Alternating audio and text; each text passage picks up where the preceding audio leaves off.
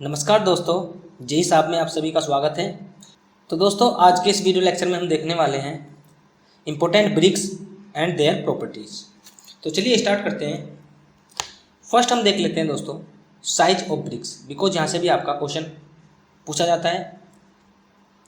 तो सबसे पहला है आपका मॉड्यूलर और स्टैंडर्ड साइज। जो आपका मॉड्यूलर और स्टैंडर्ड साइज होता है ये एक ही होता है दोस्तों, और ये होता है without motor, means original size of brick is called standard and और मॉड्यूलर साइज। ये कितना होता है? ये होता है आपका 19:9:9 सेंटीमीटर। इस टाइप की ब्रिक होती है।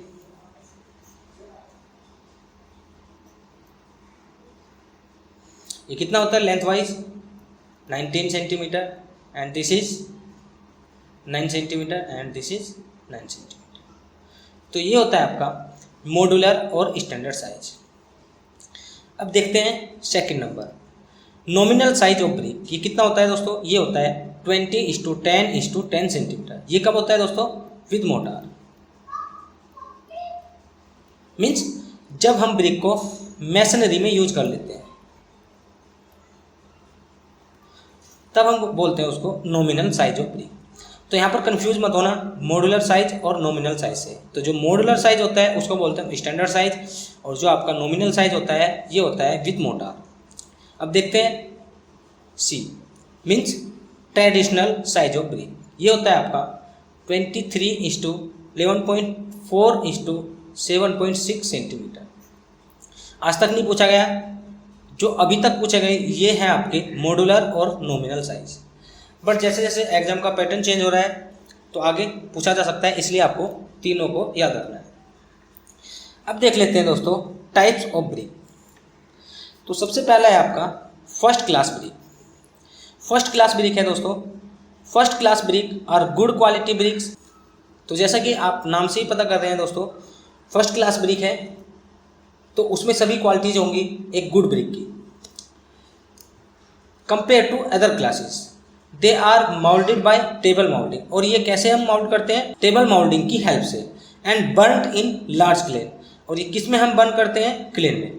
तो ये दो पॉइंट है आपके, मीन्स किस टाइप से इसको माउल्ड किया जाता है? टेबल माउल्ड से, एंड ये क्लेन में बर्न की जाती है। So these brick contain standard shape. और इसलिए ये आपकी जो ब्रिक होती है इनका जो शेप होता है वो स्टैंडर्ड होता है, शार्प एजिस होते हैं, स्मूथ सरफेसेस होती है। तो ये था आपका फर्स्ट क्लास की प्रॉपर्टी। अब हम देखते हैं दोस्तों most important point regarding to first class brick. Water absorption should not more than 20% of its dry weight. अगर हम बात कर रहे हैं फर्स्ट क्लास ब्रिक की तो उसके लिए वाटर एब्जॉर्प्शन कितना होता है? ये होता है not more than 20% of its dry weight. तो इस पॉइंट को आपको नोट डाउन करना है। ड्राई वेट कितना होता है? 20% ऑफ इट्स ड्राई वेट। अब हम कैसे निकालते हैं दोस्तों वाटर एब्जॉर्प्शन? इसके लिए हम क्या करते हैं, ब्रिक्स को 24 आवर्स के लिए कोल्ड वाटर में इमर्ज कराते हैं। उसके बाद हम मेजर करते हैं वेट। नेक्स्ट पॉइंट देखते हैं, crushing strength of first class brick. ये कितना होता है? ये होता है आपका 10.5 MPa।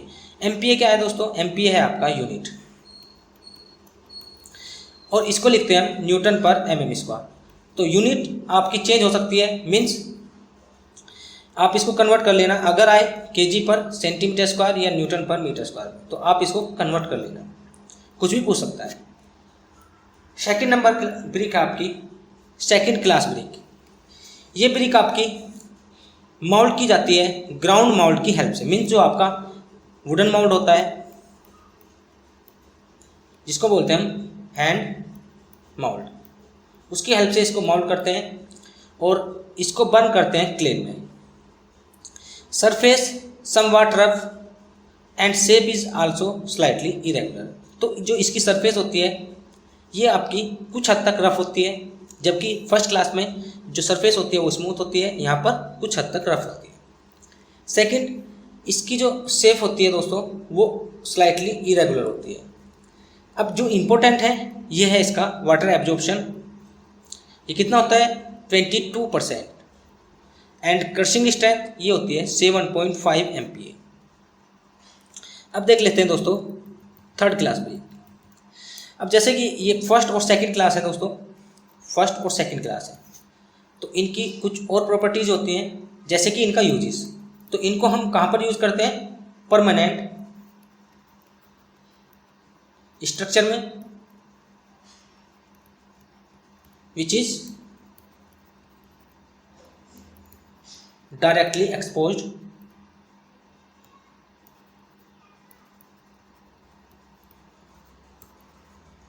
टू इन्वायरमेंट, बिकॉज इस पर आपका इन्वायरमेंट का नेगेटिव इफेक्ट नहीं आता है, इसलिए हम जो फर्स्ट और सेकंड क्लास ब्रिक होती है उनको हम एक्सपोज मशीनरी में यूज करते हैं।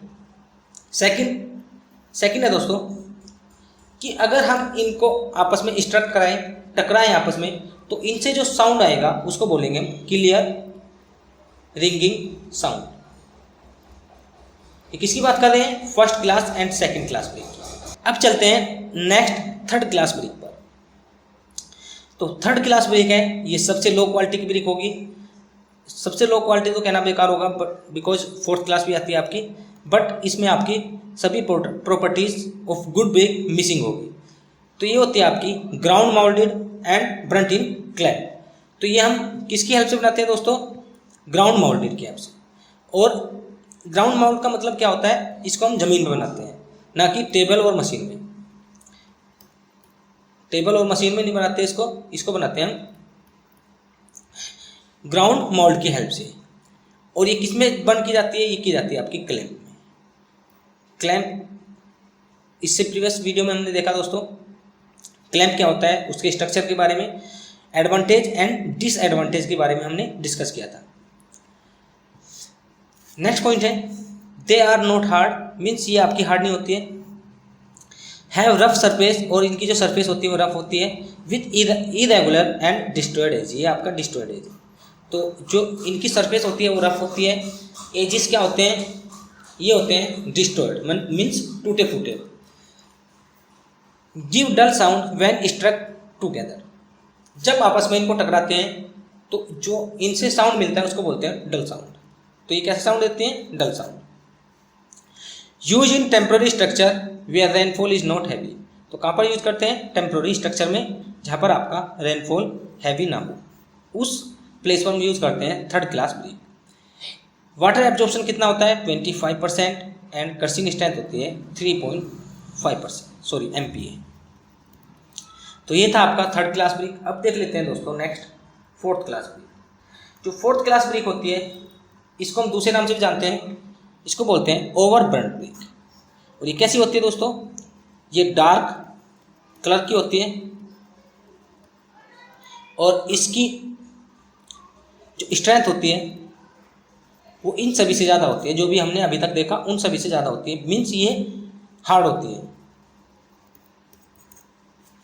बट इसमें आपका प्रॉब्लम क्या है, प्रॉब्लम है दोस्तों इसकी शेप में। इसकी शेप आपकी कोई स्पेसिफाइड शेप नहीं होती है, मीन्स इसकी स्टैंडर्ड शेप नहीं होती है, ये किसी भी शेप में आ जाती है। इस टाइप से ये आपकी सरफेस है, इस टाइप से आपकी इसकी सरफेस देखने को मिलेगी। तो इसको हम परमानेंट स्ट्रक्चर में यूज़ नहीं करते हैं, मीन्स बिल्डिंग स्ट्रक्चर में इसको यूज़ नहीं कर सकते, क्योंकि इसकी कोई भी स्टैंडर्ड शेप नहीं होती है। और इसको हम कहाँ पर यूज़ करते हैं, इसको यूज़ करते हैं for making aggregate, for highway purpose. जो हम हाईवे में एग्रीगेट यूज करते हैं वहाँ पर हम overburnt brick means fourth class brick का यूज कर लेते हैं।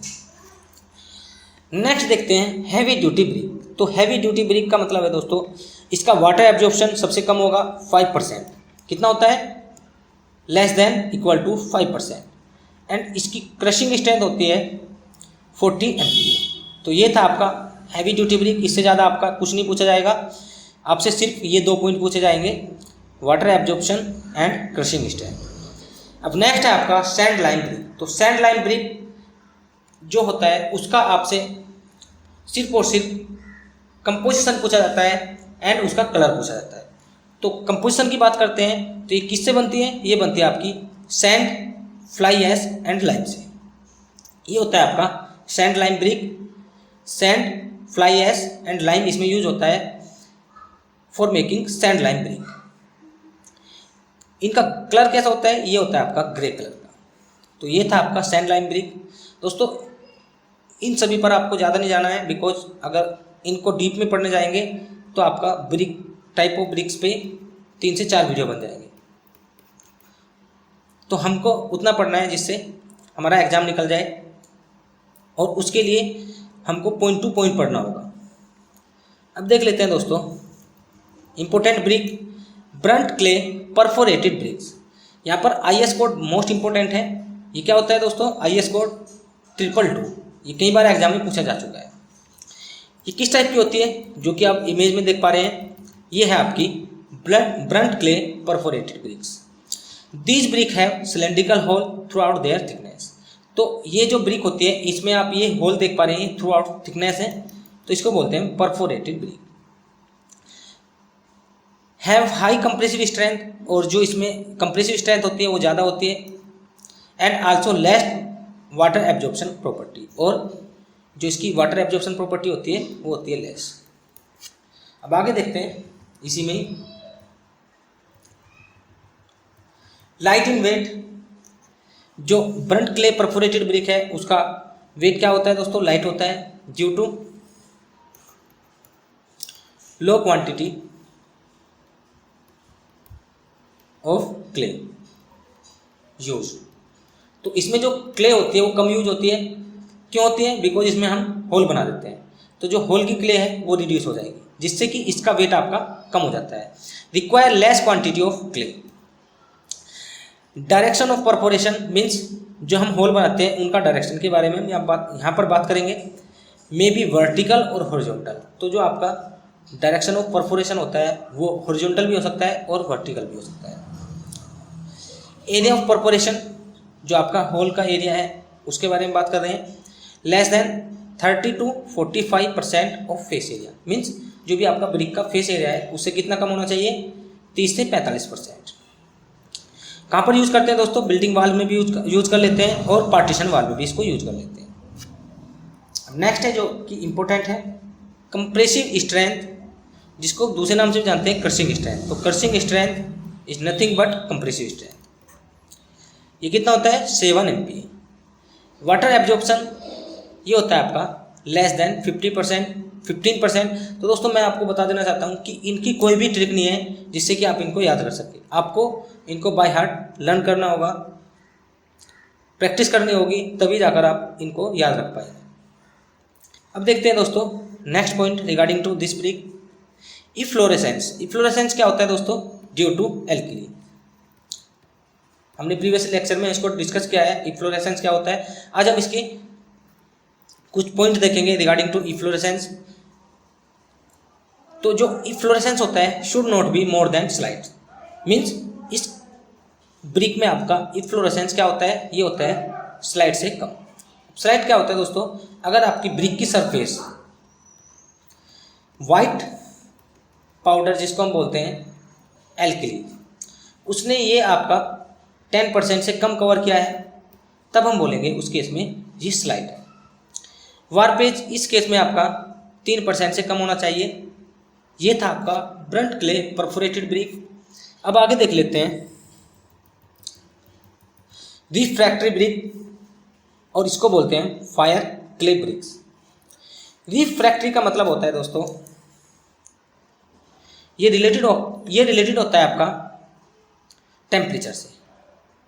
जो आपकी रिफ्रैक्टरी ब्रिक्स होती हैं वे आपकी ज़्यादा टेम्परेचर को रजिस्ट कर पाती है। सुटेबल फॉर कंस्ट्रक्शन और lining of furnace operated at high temperature. तो जो आपकी फर्नेंस होती है, भट्टी होती है, जिनको हम ऑपरेट करते हैं हाई टेम्परेचर पर, उनकी लाइनिंग हम किसकी हेल्प से करते हैं और उसको किसकी हेल्प से बनाते हैं, ये बनाते हैं हम रिफ्रैक्टरी ब्रिक्स, या फिर हम आप बोल सकते हैं फायर क्ले ब्रिक्स।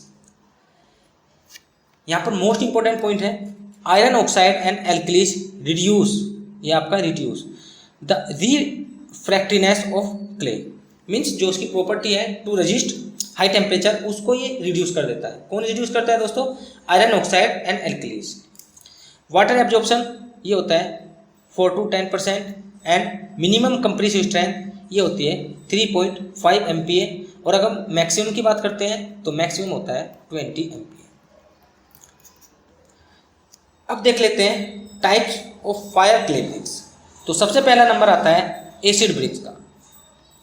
इनमें आपके फायर ब्रिक्स आती है और सिलिका ब्रिक आती है। तो हमको फायर ब्रिक पढ़ना इंपॉर्टेंट नहीं है, हम पढ़ेंगे सिलिका ब्रिक के बारे में। सेकंड है आपका बेसिक ब्रिक्स, जिसमें आता है आपका मैग्नेसाइट, डोलोमाइट एंड बॉक्साइट। ये एग्जाम्पल आपको याद रखने हैं बिकॉज यहाँ से आपका डायरेक्ट क्वेश्चन बनता है। थर्ड है आपका नेचुरल ब्रिक। तो नेचुरल ब्रिक में आता है आपका chrome bricks, chrome magnesite bricks, spinel bricks. तो ये था आपका types of fire clay bricks. अब देख लेते हैं दोस्तों सिलिका ब्रिक। तो सिलिका ब्रिक जैसे कि नाम से पता चल रहा है, सिलिका इसमें यूज होगा लार्ज क्वांटिटी में। These brick are made from quartz and sandstone which contain more than 95% of silica. ये किससे बनती है दोस्तों? क्वार्ट्स एंड सैंड स्टोन से, जिसमें आपका सिलिका का परसेंटेज होता है 95% से ज़्यादा। Compressive strength of silica brick ये होता है आपका more than 15 MPa and softening temperature जिस पर ये सोप हो जाती है ये होता है 1300 से 1800 डिग्री सेल्सियस। अब नेक्स्ट ब्रिक है आपकी फ्लैग ब्रिक। तो फ्लैग ब्रिक में ही इसका नाम, इसका कंपोजिशन है दोस्तों। एफ से बनता है फ्लाई ऐश, एल से बनता है लाइम और जी से बनता है आपका जिप्सम। तो ये किससे बनती है दोस्तों? फ्लाई ऐश, लाइम और जिप्सम के कॉम्बिनेशन से बनाई जाती है आपकी फ्लैग ब्रिक्स। सेकंड लास्ट है आपका बुलनोज ब्रिक। बुलनोज ब्रिक किस टाइप की होती है दोस्तों? बुलनोज ब्रिक होती है आपकी जिनके कॉर्नर राउंडेड होते हैं इस टाइप से। और कहाँ पर यूज़ करते हैं और इनको कहाँ पर यूज़ किया जाता है दोस्तों? इनको किया जाता है ट्विंस में। ये क्या है दोस्तों? जब हम बिल्डिंग कंस्ट्रक्शन पढ़ेंगे तब इन सभी पॉइंट्स को हम वहाँ पर देखने वाले हैं। ट्विंस, किंग क्लोजर, बैट, ये सभी वहाँ पर आएंगे दोस्तों। तो इसका सेपरेट वीडियो आएगा, उसमें हम डिस्कस करेंगे बिल्डिंग कंस्ट्रक्शन, और जो भी बिल्डिंग कंस्ट्रक्शन में बेसिक टर्म्स होती हैं उन सभी को हम वहाँ पर डिस्कस करेंगे बिकॉज वहाँ से भी आपके क्वेश्चन बनते हैं। तो दोस्तों ये था आज का वीडियो। अगर आपको अच्छा लगा है तो प्लीज़ लाइक कीजिए, और अगर आपने अभी तक हमारे चैनल को सब्सक्राइब नहीं किया है तो सब्सक्राइब कर लीजिए और बेल आइकन को भी प्रेस कर लीजिए। मिलते हैं नेक्स्ट वीडियो में। Thank you for watching.